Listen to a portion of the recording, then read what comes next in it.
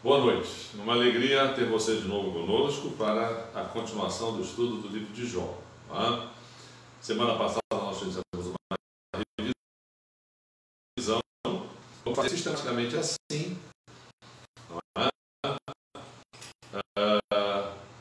O discurso do primeiro amigo de Jó, ele faz a resposta de Jó. Mas nessa semana a gente vai continuar a revisão, a gente vai tocar adiante. Lá na frente a gente para de novo, faz uma revisão. Isso é importante para você pegar o gosto, né? Se acostumar aos discursos do livro, a estrutura dos discursos, e você poder então retirar as lições, não é? Você poder deduzir uma espécie de ferramenta, né, que você vai adquirir para você mesmo se deleitar nos discursos e na maneira como está exposta toda essa polêmica, né, de Jó com seus três amigos. Vamos cantar um hino. Nós temos aquele hino 189 de Salmos e Hinos, que é um hino que também fala de provação, não é? De como reagir à provação. Não é? Então, o título desse hino 184 de Salmos e Hinos é Coração em Paz. Não é? A gente sabe que já no início do livro, apesar de toda a provação que Jó passou, a principal foi a perda dos filhos. Não é? Jó era aquele tipo de pessoa que colocava os bens acima das pessoas, acima do seu amor pelos filhos. Ele era um homem que orava com os filhos, aconselhava os filhos, fazia culto com os filhos, né? O culto doméstico da época de Jó, não é? E a Bíblia diz que ele era um homem íntegro, reto, temente a Deus e que se desviava do mal. Assim que o narrador apresenta Jó para nós, assim que Deus apresenta Jó para Satanás. Interessante isso, né? O que Deus teria a falar a nosso respeito para Satanás, né? Será que se Satanás desafiasse Deus com relação a nós, né, Deus diria: viste o meu servo, a minha serva, e escrevesse o nosso nome, né? Então é interessante a gente raciocinar isso, né? Então Jó, ele é alvo de todas essas provações, mas o seu coração, por mais que ele tenha essa franqueza com Deus, que escandaliza os amigos, o coração dele está em paz. Vamos cantar? 184 de Salmos e Hinos.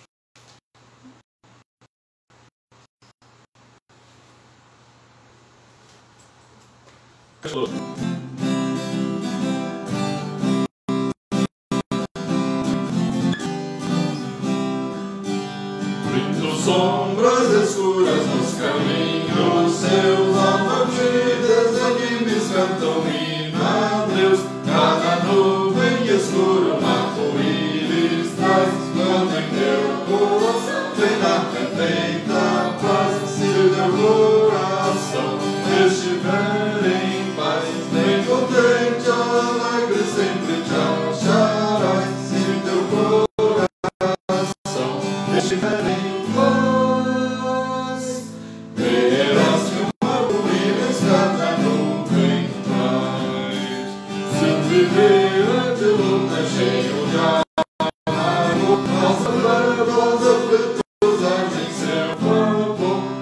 tudo que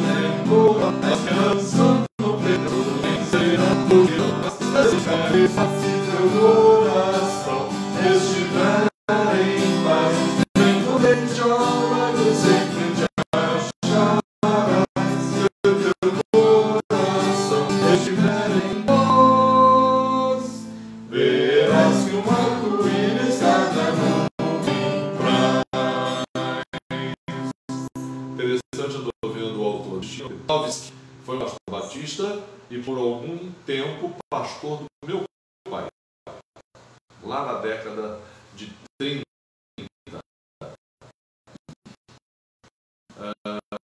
Meu pai foi ovelha do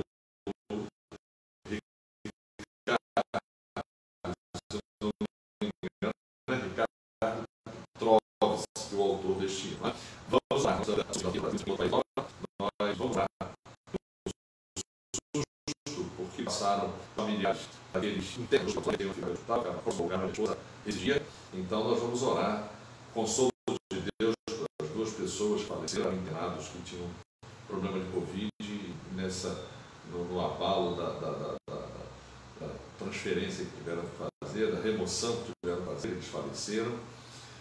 Vamos também orar pela tia Leilane. Leilane é membro da nossa igreja, a tia dela também está internada em um estado delicado. Né?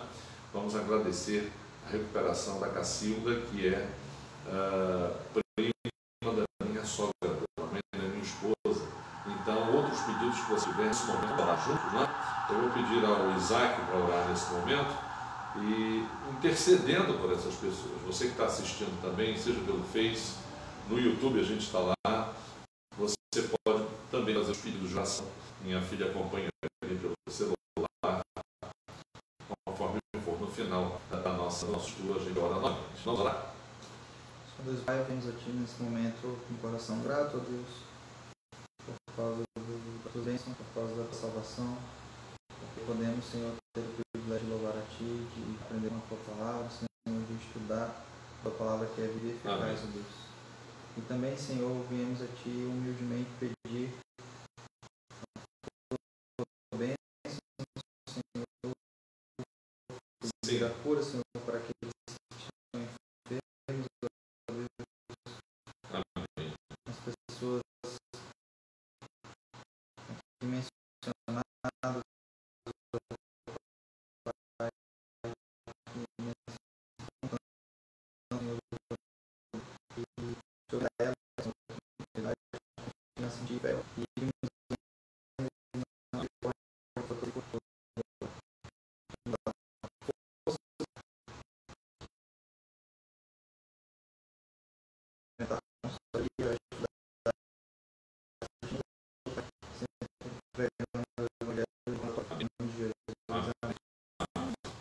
O amigo seguinte, ele falar, e agora nós vamos ouvir qual é a fala de Zofar. Capítulo 11 do livro. Nós falamos na semana passada, mas não é? Não é? A gente faz e a gente, então, desta vez, nós vamos ler o discurso de Zofar. Você abra sua Bíblia em Jó 11. Nós aqui vamos ler de dois versículos. Eu e aqui a minha congregação aqui. Jó 11, leitura de dois versículos. São 20 versículos, né? Abriu a Bíblia? Então respondeu Zofar na Tita, porventura não se dá resposta a esse paróquio? Acaso tem razão o tagarela? Será o caso de as suas parolas fazerem calar os homens? E zoarás tu sem ninguém te ver?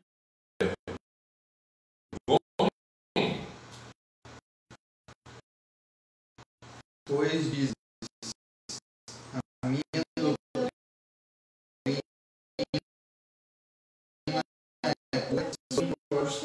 e abrir seus contra ti. Da verdadeira sabedoria que é multiforme. Sabe, portanto, Deus permite seja esquecida a parte da tua iniquidade. Porventura, deixais os atos de Deus, ou penetrarás até a perfeição do Todo-Poderoso? Com as observações da sua sabedoria, que poderás fazer mais profunda ela do que o abismo, que poderás saber. A sua medida é mais longa do que a terra, mais larga do que o mar. Se ele passa, prende alguém e chama a juízo, quem o poderá impedir? Porque ele conhece os homens vãos e sem esforço vê a iniquidade. Mas o homem estúpido Se tornar sábio, quando a cria de um asno monteis nascer homem. Se dispuseres o coração e estenderes as mãos para vê-los, Se lançares para longe a iniquidade da tua mão, e não permitires habitar na tua tenda a injustiça, então levantarás o rosto sem mácula, estás seguro e não terás. traz os teus sofrimentos deles esperança como o diabo se passar. A tua vida será mais forte que o meio-dia, ainda que haja trevas, serão como amanhã. Sentir-te-ás seguro, porque haverá esperança, olharás em derredor e dormirás tranquilo, deitar-te-ás e ninguém te espantará, e muitos procurarão obter o teu favor. Mas os olhos dos perversos desfalecerão, o seu refúgio perecerá, sua esperança será o pender do espírito. Então esse é o discurso de Zofar que nós vamos explorar agora, né? Só que antes da gente explorar o discurso de Zofar, que a gente acabou de ler, e a gente vai comentar agora versículo a versículo, eu vou pedir para os meus auxiliares lerem no capítulo 10, o finzinho da fala de Jó, para que a gente relembre qual foi a deixa, né, que Jó, com a sua fala, deu, permitindo, claro, que o discurso de Zofar está ligado a tudo que Jó disse, mas nós vamos ler pelo menos o finalzinho para ver qual foi a última fala de Jó. Eu pediria que a minha congregação lesse então Jó 10, 18 a 22. Esteja atento. Jó 10, 18 a 22. Porque, pois, chamar se eu morresse antes que olhos nenhuns me vissem, teria eu sido como se nunca existira. E já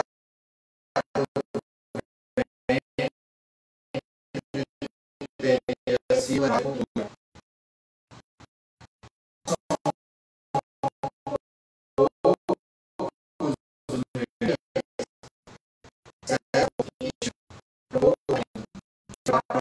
que não voltarei.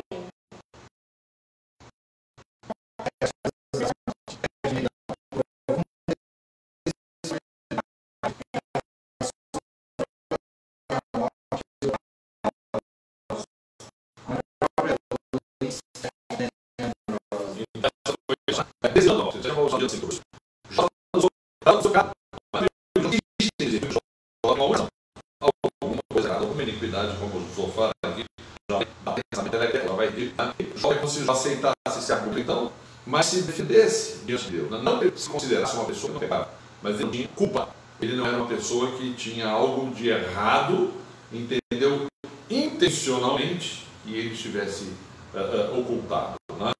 Então, a fala de Zofar, você tem aí o slide, né? Acompanhando pelo YouTube, né? Essa nossa mensagem fica gravada no canal da igreja, viu? Dê lá o seu ok. Então a gente está com o discurso de Zofar, desculpe. Jó 11, 1 a 20. Zofar chama Jó de tagarela e supõe o efeito da fala de Jó. Zofar, então, ele, além de chamar Jó de tagarela, falar do palavrório, aliás, tem um erro aí, Isaac, na segunda linha, eu botei pérolas, mas é parolas, né? Parola, tagarelice, né? Tagarelice, né? Aí há um paralelismo. No hebraico a gente já explicou o que é um paralelismo nos textos poéticos, né? É quando você, a segunda linha tem palavras sinônimas da primeira, reforçam a primeira com palavras sinônimas, com palavras. Então a segunda linha faz o mesmo efeito da primeira, repisa, confirma o que foi dito, né? As palavras sinônimas, elas nunca têm um sentido exatamente idêntico, né? Então o hebraico explora isso, né? Então aqui ele chama Jó de tagarela. Não se dará resposta ao palavrório. Terá razão o tagarela? Tuas parolas vão calar os homens? Vai zombar sem que seja envergonhado? Então, Zofar põe nesse nível o discurso de Jó. Tagarelice, palavrório, parolas. E ele diz que é como se fosse zombeteiramente que Jó estivesse falando aquelas coisas. Ele tem que ser confrontado, tem que haver uma resposta, né? Zofar reclama isso, né? Então ele interpreta o que Jó disse, dizendo que ele afirma ser pura a sua doutrina. Ele diz que Jó se considera como se tivesse uma doutrina pura. Jó se coloca numa posição de ser limpo diante dos olhos de Deus, né? Então, Zofar acha isso um atrevimento, né? Ele acha, Jó, você está se colocando limpo diante de Deus, né? Aí a gente lembra daquela visão, lá onde ele faz, lá no início do livro, né? Será puro o homem diante de Deus? Não precisa uma visão para que isso seja, né? Essa sentença é claríssima para nós. Deus é santo, né? E nós somos, Isaías dizia que a nossa justiça é trapo de imundícia, né? Bem comparando, é como se fosse papel higiênico, né? Papel higiênico você só tem uma finalidade para ele, né? Depois que você usa. Aquilo é um trapo de imundícia. Então a nossa justiça, não é? É como se fosse isso diante de Deus. Então não é necessário tanta elaboração mental ou uma visão do sobrenatural para que se compreenda isso. Mas Zofar, ele está dizendo, ele está afirmando que Jó considera a doutrina dele pura e considera-se limpo diante dos olhos de Deus, não é? Isso aí no começo do capítulo 11, né, os versículos de 1 a 3, né? Aliás, de 1 a 4. Né? Diante dessa suposta afirmação que Zofar coloca na boca de Jó, o próprio Zofar declara: falasse Deus e abrisse os seus lábios contra ti. Não é isso que Zofar volta, né, para Jó. Olha, Jó, que Deus abrisse os lábios dele contra você e te revelasse os segredos da sabedoria, da verdadeira sabedoria, que é multiforme, né? A gente vai ver que lá no discurso de Jó, ele também vai responder a Zofar nesse mesmo nível, né? A gente reconhece, a gente sabe que os discursos dos amigos de Jó e as respostas de Jó pertencem a um gênero literário do Antigo Testamento chamado gênero de sabedoria, né? Jó está inscrito entre os livros poéticos, ao lado de Salmos, Provérbios, Eclesiastes, Cantares, né? E dentro dessa categoria, os discursos de Jó são discursos de sabedoria. Inclusive, uma coisa muito interessante, a impressão que você tem é que há uma ofensa gratuita, né? Um baixo nível. Não é isso. No discurso, né? Em tese, eles podem falar dessa maneira que estão falando, da franqueza com que estão falando, mas eles estão apenas medindo argumentos. Os amigos de Jó são tremendamente solidários com ele. A gente viu no início que eles ficaram uma semana em silêncio, respeitando o sofrimento de Jó. E todos eles tinham fé em Deus. Não é? Lá na parte do livro você vai ver que Jó vai interceder por eles. Deus vai interpelar os amigos de Jó. Mas aqui, nesse ponto, Zofar está dizendo: Jó, falasse Deus e abrisse os lábios dele contra você, contra ti. E Deus te revelasse os segredos da sabedoria, da verdadeira sabedoria que é multiforme. Aí, no slide seguinte, sabe, portanto, que Deus permite que seja esquecida parte da tua iniquidade. Interessante essa afirmação de Zofar, né? Deus não esquece parte da iniquidade, né? É interessante na carta aos Efésios, quando Paulo fala para nós: lembrai-vos, né? Então, a gente, quando lembra do nosso pecado, não é porque Satanás vai nos pegar uma dívida paga e tentar dizer que não está paga, ou jogar na nossa cara os nossos erros. Não é isso, mas Paulo quer que a gente lembre em função do preço que Jesus Cristo pagou por ele. E Deus não deixa esquecida parte da iniquidade, né? Mas na observação de Zofar, é como se Zofar estivesse dizendo assim, numa linguagem bem popular para Jó: Jó, Deus está quebrando teu galho, cara. Entendeu? Porque parte da tua iniquidade ele está deixando esquecida. Se fosse pesar a mão mesmo sobre você, imagina, né? Se a teoria, a tese dos amigos de Jó tivesse certo, ele sofreu tudo aquilo por causa do pecado dele, não é? Então era uma dívida, um peso muito interessante. Na Bíblia, a graça de Deus, ela é grátis, a graça de Deus perdoa o nosso pecado, a graça de Deus está baseada no pagamento que Cristo em nosso lugar na cruz. Paulo deixa isso muito claro no primeiro capítulo da carta aos Efésios, né? A suprema grandeza, a suprema graça, Deus seja louvado pela graça de Cristo que nos foi dada gratuitamente. Para louvor da glória da sua graça, fomos salvos pelo amado, redimidos pelo sangue de Jesus. Isso Jó, ele supõe, não é? Isso no Antigo Testamento está latente, prometido em profecia, e no Novo Testamento está patente, né? Lembra do primeiro versículo da carta de Paulo aos Romanos, quando ele diz que o Evangelho prometido nas Escrituras, né? Lembra do Evangelho de Marcos, que ele começa dizendo o princípio do Evangelho de Jesus Cristo, conforme escrito na profecia de Isaías, e por aí vai, né? Zofar passa a discorrer sobre os procedimentos de Deus. Então Zofar agora vai dar uma aula para Jó sobre Deus, né? Como as alturas dos céus é a sua sabedoria, que poderá fazer? Mais profunda é ela do que o abismo, que poderás saber? Então aqui é um paralelismo de novo, né? Ele fala das alturas do céu e como é profundo o abismo, a sabedoria de Deus, ela tem essa dimensão, não é? Que poderás fazer, que poderás saber. Então, Zofar acusa Jó de falta de sabedoria, falta de conhecimento. A Bíblia diz que realmente a sabedoria de Deus é insondável, mas o que Paulo fala na primeira carta aos Coríntios? Cristo se nos tornou, da parte de Deus, sabedoria. Não é? O que Paulo fala na carta aos Coríntios? Não é? O Evangelho é loucura para os que se perdem, porque os sábios desse mundo, né, na sua sabedoria, acharam que Deus era louco, né? Qual é a loucura da cruz, né?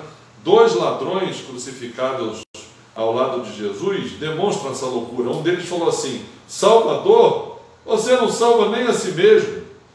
Não é? Então isso é a lógica. Não é? Aí o outro disse assim: rapaz, calado, a gente sempre soube que a gente ia terminar na cruz. Colocassem a mão na gente, a gente sempre foi ladrão, a gente sabia que a gente ia ser crucificado, mas esse aí não fez mal nenhum. E virou-se para Jesus: lembra-te de mim quando vieres no teu reino. Jesus falou: hoje estarás comigo no paraíso. Essa é a lógica de Deus, essa é a sabedoria de Deus. E na fala do outro ladrão, a sabedoria do mundo. Então Paulo diz que na sua sabedoria o mundo não reconheceu Deus, então que a sabedoria no mundo se tornou loucura. E o que é o mundo de loucura para Deus é a sabedoria de Deus, que é o quê? A cruz, a mensagem da cruz, que Jó supõe. No discurso de Jó ele não se diz inocente e sem pecado, mas ele tem certeza que há um mediador, que há uma justiça, que é a justiça de Deus, que o perdoa e que avalia, não é, a sua justificação pela fé. Todos os homens do Antigo Testamento, gente, foram justificados pela fé. Abraão creu em Deus, isso lhe foi imputado para a justiça. Como é que Paulo explica na carta aos Romanos a justificação pela fé? A partir de um versículo de Abacuque que diz: o justo viverá a partir de sua fé. Então a justificação pela fé é uma doutrina do Antigo Testamento que Paulo desenvolve na carta aos Romanos. Ok? Jó participa dela, como todos nós que cremos participamos, né? Como as alturas dos céus e a sua sabedoria, que poderás fazer? Então Zofar diz que Jó é carente da sabedoria de Deus, né? Mais profunda é ela do que o abismo, o que poderás saber? A sua medida, a medida da sabedoria, é mais longa do que a terra e mais larga do que o mar. Se ele passa, se Deus passa, prende a alguém e chama a juízo, quem o poderá impedir? Então, cada vez que a gente ouve essas falas dos amigos de Jó, arranhando a questão da justiça, a gente lembra de Paulo aos Romanos: justificados, pois, mediante a fé. Não é? Então, eles acham que Jó ele tem uma dívida com Deus. Deus vai intimar Jó em juízo, né? E na verdade não é bem assim, não é esse o raciocínio, não é essa a lógica. Os amigos de Jó estão dentro da sua lógica e Jó se defende dentro da sua, na qual ele depende e tem certeza de que é justificado por fé. Porque ele conhece os homens vãos e sem esforço vê a iniquidade. Aí está a fala de Zofar. Ele deve, sem dúvida nenhuma, estar chamando Jó de um homem vão, não é? E Deus, sem esforço, vê a iniquidade. Isso é verdade. Deus conhece todas as coisas, né? Salmo 139, Deus nos cerca por trás e por diante, todo conhecimento Deus tem, não é? E Zofar continua, né? Ele agora vai discorrer sobre o destino dos perversos, uma aula que ele dá para Jó a respeito da sabedoria de Deus, a respeito do julgamento, do juízo que Deus faz e como faz. E agora ele vai dizer: o homem estúpido se tornará sábio quando a cria de um asno montês nascer homem. Como eu já disse, né? Pegou duro, né? Chama Jó de estúpido. Eles falam em tese, né? Não é que haja uma ofensa gratuita, não é? Mas estupidez aqui seria o contrário da sabedoria, não é? Então ele acha que Jó é alguém que carece de sabedoria, né? Se dispuseres o coração e estenderes as mãos para Deus, e todas essas conjunções são condicionais. Zofar agora ele vai expor para Jó certas condições que ele acha que Jó tem que preencher, não é? Se lançares para longe a iniquidade. Então, Jó, dispõe o teu coração, estenda a mão para Deus, lança para longe a iniquidade da tua mão, não é? Se você não permitir habitar na tua tenda a injustiça, você vai levantar o rosto sem mácula, estará seguro e não vai temer. Então, isso é até uma verdade, né? Pode ser uma verdade, mas não se aplica a Jó. Claro que nós dependemos da justiça de Deus, não é? Nós não temos justiça própria, não é? Aliás, nós não temos como lançar para longe a iniquidade está em nós, não é? O que Jesus fala em Marcos 7? De dentro do coração do homem é que procedem os maus desígnios. Desde o Éden, o homem encontrou na sua vida, o mal estava para fora da vida do ser humano. O mal existia no coração e tão somente no coração de Satanás. Ele conseguiu que o homem trouxesse para dentro do seu mal. Não é lançar para longe a iniquidade, né? Nós somos justificados pela fé. Jesus experimenta a nossa condição e, sem ter pecado, ele expia o pecado, a culpa, né? Nós cremos em Jesus porque ele é o preço, a paga. Nós morremos e ressuscitamos nele. Então, a gente não tem como lançar para longe a iniquidade, não é? Pois te esquecerás dos teus sofrimentos e deles só terás lembrança como de águas que passaram. Então eles continuam achando que o sofrimento de Jó está associado, lei da causa e efeito, dentro da doutrina, da teologia, entre aspas, da retribuição, na qual esses colegas, esses amigos de Jó, baseiam o seu argumento, né? Te esquecerás dos teus sofrimentos, deles só te lembrarás como as águas que passaram, a tua vida será mais clara que o meio-dia. Se dispuseres o coração, estenderes as mãos para Deus, se lançares para longe a iniquidade da tua mão, não permitires habitar na tua tenda a injustiça. Condicional, né? A tua vida será mais clara que o meio-dia, ainda que haja trevas, serão como amanhã. Essa é a proposta de Zofar para Jó. Sentir-te-ás seguro, porque haverá esperança. Olharás em redor e dormirás tranquilo. Deitar-te-ás e ninguém te espantará, e muitos procurarão obter o teu favor. Lembra Bildade quando disse: Jó, você que ensinava muito, rapaz, agora você perdeu a paciência. E um erro grosseiro de Bildade, porque Tiago diz que Jó é exemplo permanente nas Escrituras de força, aprovação, de paciência, né? Então, aqui Jó reclamou, lembra, do seu sono, tinha pesadelos, insônia, tinha que raspar a pele para tirar as secreções, com um caco de telha, e aquele vai, você vai dormir tranquilo, Jó. Está te faltando, então, exatamente você lançar a iniquidade para longe de você, não é? Não permitir que a injustiça habite na sua tenda. Quer dizer, mais uma vez, menção à família de Jó, à casa de Jó. Bildade já tinha dito que os filhos de Jó eram iníquos e, de certa forma, aconteceu com eles causa e efeito, não é?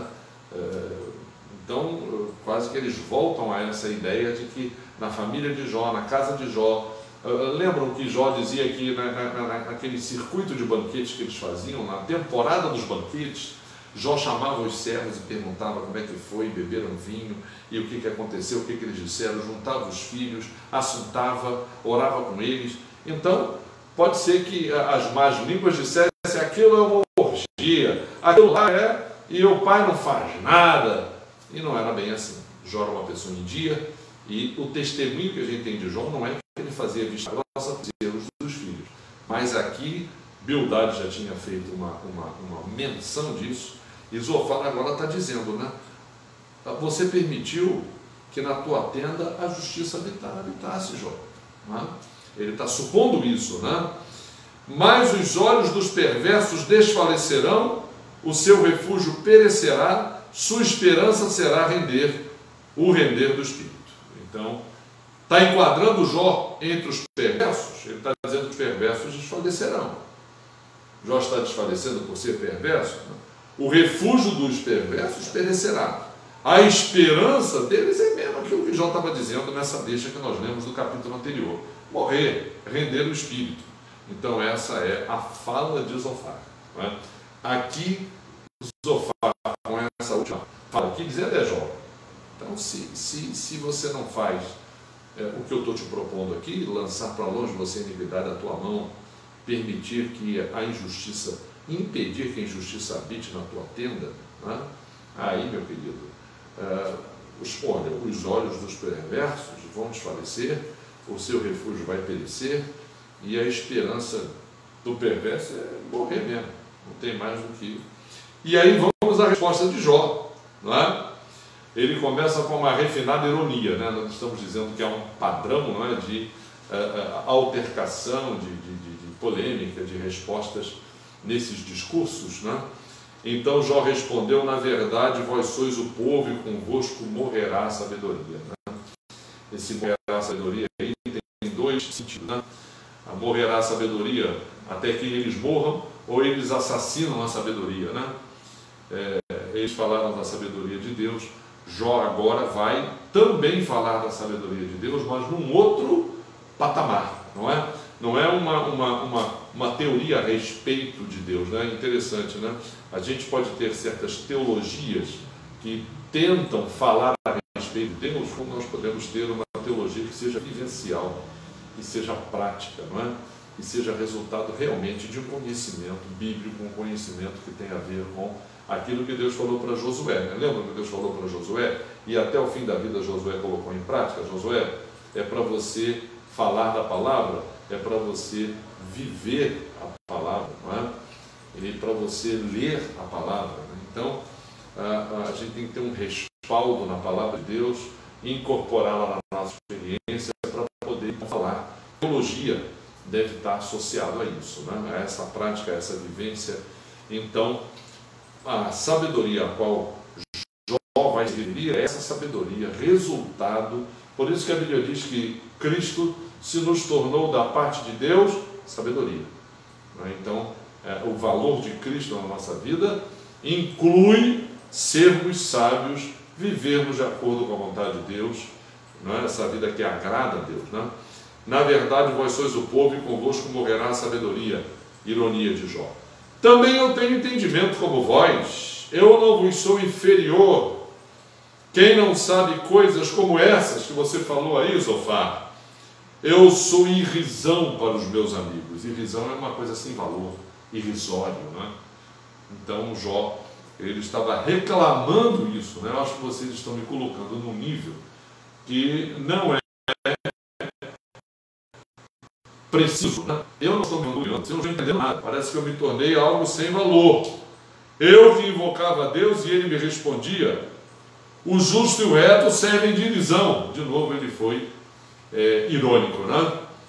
Eu sempre invoquei a Deus, ele sempre me respondeu, não é? E agora o justo e o reto, não é? Servem de ilusão.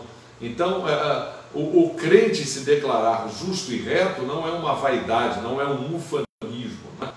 A gente não pode deixar de dizer, Paulo dizia, né? E os apóstolos diziam, nós não podemos deixar de falar das coisas que vimos e ouvimos.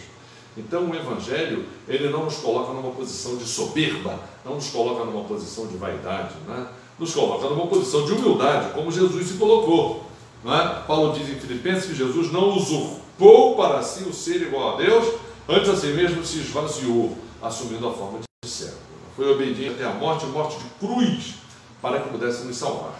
Então, o Evangelho nos coloca na nossa real condição. Então, nós dizemos que temos certeza da salvação, que somos justificados pela fé, que somos justos diante de Deus, santos, inculpáveis e irrepreensíveis, como diz a Escritura, né? É como se fosse uma loucura, mas é o que a Escritura diz. Isso não é vaidade, não é ufanismo, é a realidade do Evangelho, né? Então, Jó está dizendo, quer dizer que eu agora, um reto diante de Deus, um justo diante de Deus, o reto e o justo perderam o valor na ironia de Jó, né? Capítulo 12, versículos 3 e 4. Né? Jó, agora aqui, se vocês estão seguros da teologia de vocês, né? Da posição de vocês, a posição de vocês é a posição. O termo que eu vou usar é confortável, né? Dentro do infortúnio, uma posição cômoda é o termo que eu queria, a posição de vocês. Então, no pensamento de quem está seguro, há desprezo para o infortúnio, não é? Que é a minha condição. Um empurrão para aquele cujos pés já vacilam, não é? Então, eu estou precisando ouvir outras coisas, não é? Não vamos dizer que, além de tudo isso que eu estou passando, há na minha vida uma dívida a ser paga. Isso tudo que aconteceu é consequência, não é? De um pecado oculto, né? Um empurrão para aquele cujos pés já vacilam. Esse é o tom de reclamação de Jó, né? As tendas dos tiranos gozam paz, e os que provocam a Deus estão seguros. Tem o punho por seu Deus. Jó também agora fala em tese, né? Mas ele diz que há, da parte do tirano, quer dizer, de quem não é reto e justo, há uma certa segurança, falsa segurança, né?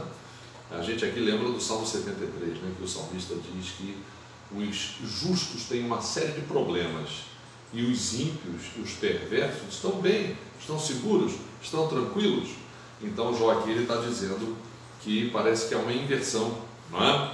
E aí ele continua, ele propõe uma questão fácil de ser respondida. Jó vai dizer assim: pergunta agora às animárias, a cada uma delas, que vai te ensinar, vai ensinar a você. Pergunta às aves dos céus, e elas vão fazer você saber. Ou fala com a terra, e ela te instruirá. Até os peixes do mar te contarão. Qual entre todos estes não sabem que a mão do Senhor existe? Então Jó aqui ele está dizendo, olha, isso que vocês falam a respeito de Deus, não é? Eu sei daquilo que está na conta de Deus, não é? Até a provação pela qual eu estou passando, na medida, eu sei que Deus permitiu. Então Deus não está reclamando de Jó. Talvez os amigos estejam pensando que a reclamação de Deus contra Jó é como se fosse uma acusação de Jó contra ele. Não é, não é.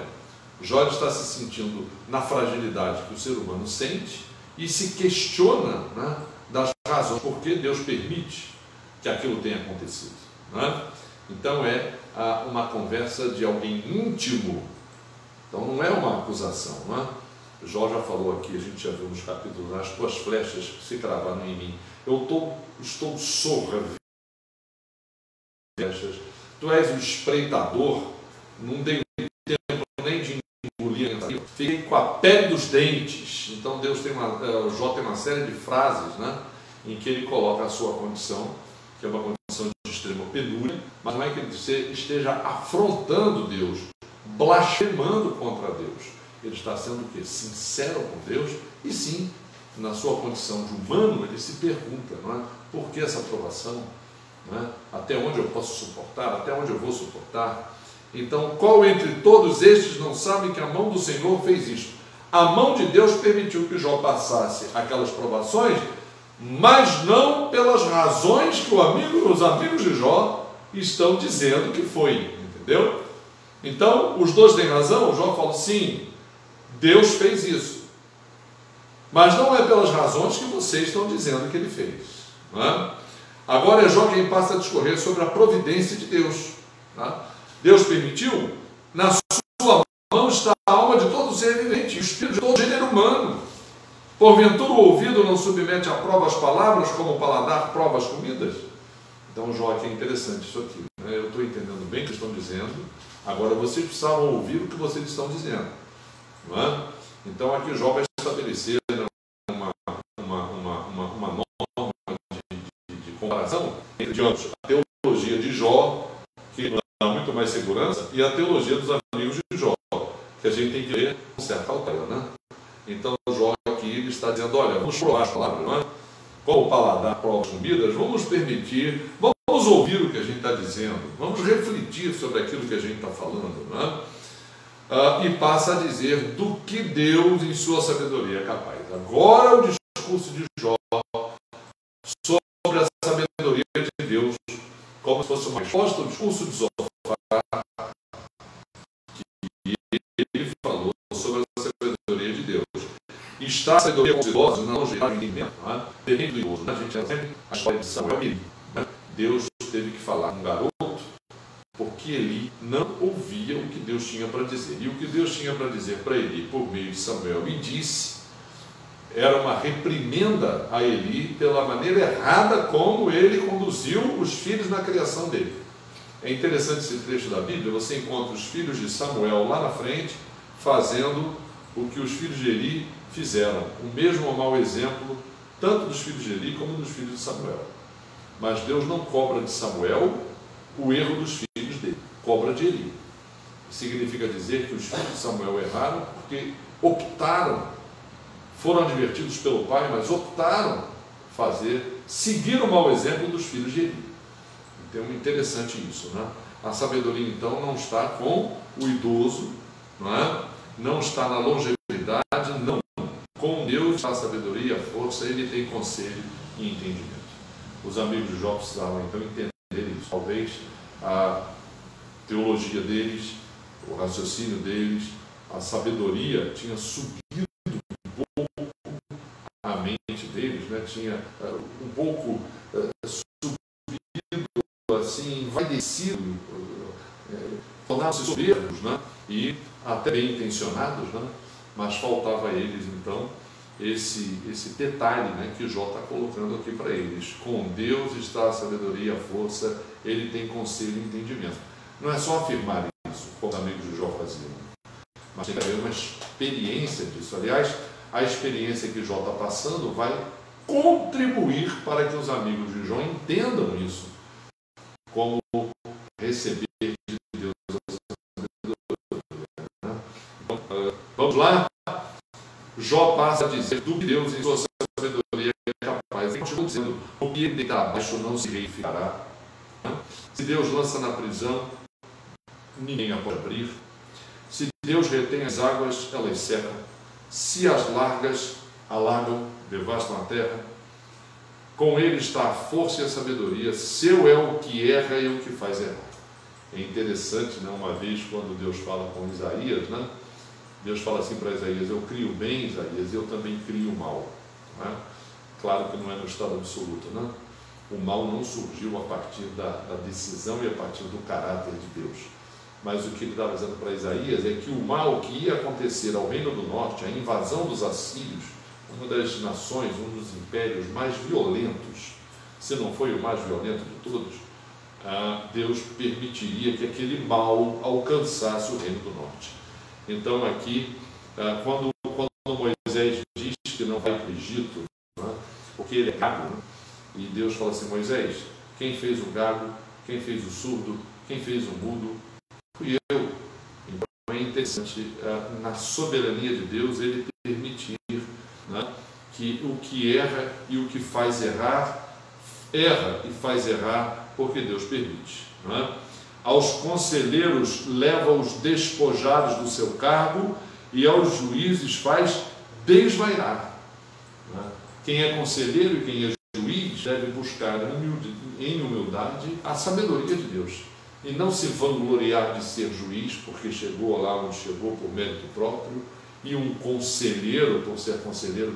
Jeremias, no seu ministério, confronta até os anciãos de Judá, não é? Que perderam o senso, que perderam os juízes de Judá. Jeremias levanta contra todos eles. Eram bajuladores de um rei que era corrupto, de um rei que tinha um juiz, achava que ia se impor ao império da Babilônia. Achavam que Jeremias era um dragão. E Jeremias estava querendo, Jeremias falou: olha, não tem condições. A Babilônia é uma vara que Deus permitiu que açoitasse a gente. Vocês vão ter que se submeter a ela. Né? Então, a sabedoria estava com Jeremias. A sabedoria não estava nos profetas, que eram maioria. Todos eles bajulavam o rei, falavam que o rei queria ouvir e recebiam dinheiro para isso. Né? Aos conselheiros leva os despojados do seu cargo, e aos juízes faz desvairar. Dissolve a autoridade dos reis, e a uma corda lhes cinge os lombos. Não? Os reis de Judá, até os reis de Judá foram levados cativos, presos. Né? Então, a autoridade, ela vem de Deus. Autoridade, qualquer autoridade. Né? Qualquer autoridade. As pessoas que, até, eu estava pensando até às vezes nessa autoridade indevida que existe, as milícias impõem, não é? As facções impõem, vão ser julgados. Porque toda autoridade, toda pseudo-autoridade, toda afronta que uma pessoa faz à outra, se colocando numa posição de imposição, numa posição de coerção, isso vai ser julgado por Deus. Então a autoridade tem que ser legítima. Deus dissolve a autoridade dos reis, e uma corda lhes cinge os lombos. Aos sacerdotes leva os despojados do seu cargo, e aos poderosos transtorna. Se você quer uma crítica do sacerdócio em Israel, leia Oséias. Leia Oséias. Não é? Então, a desqualificação do sacerdócio, não é? Oséias é alguém, exatamente o profeta que pregou, anunciando o cativeiro do norte. Não é? Amós e Oséias. Não é? Embora na Bíblia apareça primeiro Oséias, quem prega primeiro é Amós, depois é Oséias. Não é? É interessante você entender isso. Não é? Aqui ele menciona os sacerdotes que não têm autoridade. Deus despoja do cargo, não é? Transtorna-os, entre aspas, poderosos. O livro de Isaías, no capítulo 52, nos 4 versículos finais, que são uma introdução, uma transição do capítulo 52 para o capítulo 53, que é o Cântico do Servo Sofredor, ele, naqueles 4 versículos finais de Isaías 52, ele diz como os reis ficarão envergonhados pelo servo sofredor, porque a autoridade dos reis será dissolvida. Eles vão ficar abismados, porque o que eles não esperavam, ou desavisadamente não souberam, Jesus Cristo, a revelação de Jesus Cristo, a razão por que Jesus veio, a salvação em Jesus Cristo, a autoridade de Jesus Cristo vai surpreender. Então, isso que diz aqui, a linguagem de Jó, os poderosos vão ser transtornados, confundidos. Né? Aos eloquentes ele tira a palavra e tira o entendimento. Aos anciãos, né? Em Israel, o ancião era uma reserva de autoridade. E aqui Jó está dizendo que, na verdade, toda essa autoridade, toda essa sabedoria vem de Deus. E não há como a pessoa se vangloriar dela, né? Ou não há outra fonte. O que ele diz? O refrão que você ouve toda hora no livro dos Provérbios: o temor do Senhor é o princípio da sabedoria. Só um louco não entende que o temor do Senhor é o princípio da sabedoria. Lança desprezo sobre os príncipes e afrouxa o cinto dos fortes. É maneira como Deus age. Das trevas manifesta coisas profundas e traz à luz a densa escuridade. Interessante, ele faz uma inversão, né? Então, há um trecho na Bíblia em que Deus também fala exatamente essa mesma coisa, né? Trevas e luz para mim são a mesma coisa, não é? O Gênesis diz que Deus fez separação entre luz e trevas, né? A nossa redenção, quando a luz de Jesus, ou quando a luz que é Jesus entra na nossa vida, as trevas não têm mais lugar na nossa vida. Jó atravessava um período de vale, né, de sombras, um período de trevas, mas não no sentido das trevas como pecado, como condenação, como maldade, né, mas a provação que ele estava enfrentando, né? E aí Jó vai terminar dizendo: Deus multiplica as nações e as faz perecer.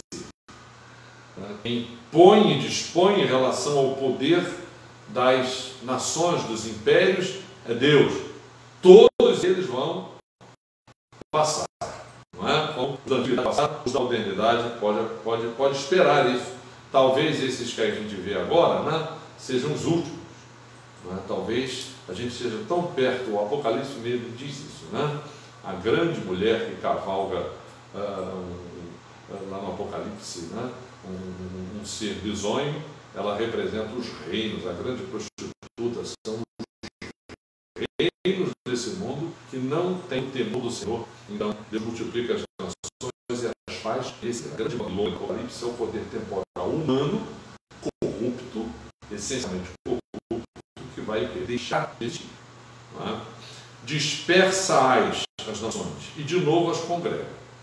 É Deus que faz isso. Tira o entendimento aos príncipes do povo da terra e faz vaguear pelos desertos sem caminho, né? Lembra da profecia do sonho que Nabucodonosor teve e que Daniel revelou dizendo que ele ia ficar louco, e ele ficou, mas dizendo que ele ia ficar bom da sua loucura, não é?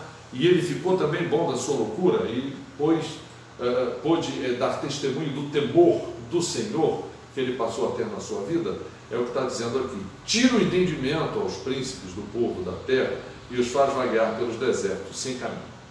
Nabucodonosor retornou à sua sanidade mental. Nas trevas andam as apalpadelas sem terem luz e os faz cambalear como ébrios. Aqui nós estamos interrompendo o discurso de Jó para a gente continuar na semana que vem. Semana que vem nós vamos continuar no capítulo 13, não é? E a gente vai continuar a partir dessa deixa que Jó deixa para nós aqui, não é? Nós vamos ter agora mais 2 capítulos de fala de Jó, o 13 e o 14, e no 15 ele retorna para a sua segunda fala, né? Os amigos de Jó, cada um deles fala 2 vezes, só Zofar fala uma, não é? E ele é mais jovem, sem dúvida ele deve ter achado que já tinha dito bastante, né? Naquele tempo havia uma prioridade pela idade, pela longevidade, como a gente viu aqui, né? Ok? Então Jó termina dizendo: nas trevas andam as apalpadelas, os príncipes, né? Sem terem luz, e Deus os faz cambalear como ébrios. Continuamos semana que vem. Algum pedido de oração? Então a gente continua orando por aquelas pessoas que a gente disse, não é? E a gente também ora por você que está aqui assistindo conosco. Senhor, muito obrigado por essa jornada. Continua nos abençoando. Obrigado pelos que estão conosco e continua atendendo, Senhor, a nossa intercessão pela tia da Leilane, os familiares que estão na expectativa, orando por ela. Abençoa também aqueles transferidos, removidos lá no Rio de Janeiro, daquele hospital.